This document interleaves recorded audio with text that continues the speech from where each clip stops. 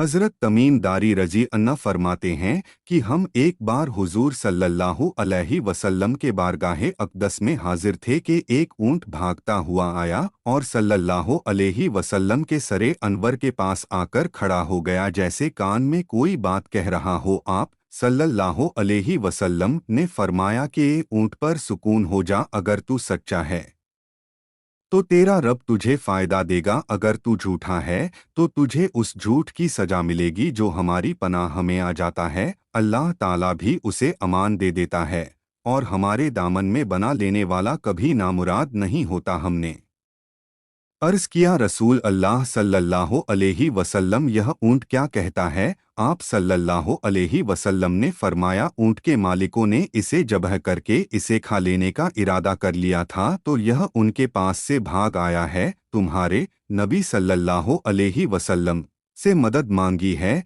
हम सब अभी गुफ्तगू में मशगूल थे कि उस ऊँट के मालिक भागते हुए आए। ऊँट ने उनको आते हुए देखा तो दोबारा हुजूर सल्लल्लाहु अलैहि वसल्लम के सरे मुबारक के पास खड़ा हो गया। अब आप सल्लल्लाहु अलैहि वसल्लम के पीछे छुपने लगा। उनके मालिकों ने अर्ज़ किया, या रसूल अल्लाह सल्लल्लाहु अलैहि वसल्लम, यह हमारा हूँ 3 दिन से हमारे पास से भागा हुआ है और आज यह हमें आपकी खिदमत में मिला है।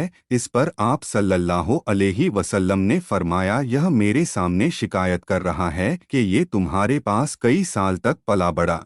जब मौसम में गर्मा आता तो तुम घास और चारे वाले इलाके में इस पर सवार होकर जाते और जब मौसम में शर्मा आता तो तुम इसी पर बैठकर गर्म इलाकों की तरफ जाते। अब जबकि इस खस्ताहल की उम्र में पहुंच गया है तो तुम इसे ज़बह करके इसका गोश्त खा लेने का इरादा कर लिया है। उन्होंने अर्ज़ किया, खुदा की कसम या रसूल अल्लाह सल्लल्लाहु अलैहि वसल्लम, यह बात बिल्कुल इसी तरह है जिस तरह आपने फरमाया। इस पर हुजूर सल्लल्लाहु अलैहि वसल्लम ने फरमाया, एक अच्छे खिदमत गुजार की उसके मालिकों की तरफ से क्या यही जजा होती है?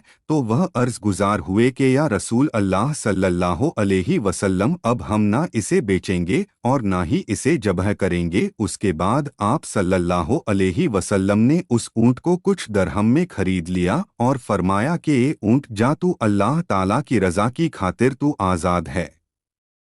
सर ए मुबारक के पास अपना मुंह ले जाकर कोई आवाज़ दी तो आप सल्लल्लाहु अलैहि वसल्लम ने फरमाया, आमीन। उसने फिर दुआ की। आप सल्लल्लाहु अलैहि वसल्लम ने फिर फरमाया, आमीन। उसने फिर दुआ की। आप सल्लल्लाहु अलैहि वसल्लम ने फिर फरमाया, आमीन। उसने जब चौथी मर्तबा दुआ की तो आप सल्लल्लाहु अलैहि वसल्लम आप दीदा हो गए, आंखों से आंसू बहने लगे। हमने अर्ज़ किया, रसूल अल्लाह सल्लल्लाहु अलैहि वसल्लम, यह उठ क्या कह रहा है? आप सल्लल्लाहु अलैहि वसल्लम ने फरमाया, इसने पहली दफ़ा कहा कि नबी ए मुकर्रम, अल्लाह आपको इस्लाम और कुरान की तरफ से बेहतरीन जजा अता फरमाए। मैंने कहा, आमीन। फिर उसने कहा, अल्लाह ताला क़यामत के दिन आपकी उम्मत से इसी तरह खौफ को दूर फरमाए जिस तरह आपने मुझ पर दूर फरमाया है। मैंने कहा, आमीन। फिर उसने दुआ की कि अल्लाह ताला दुश्मनों से आपकी उम्मत के खून को इसी तरह महफूज रखें जिस तरह मेरा खून महफूज फरमाया है।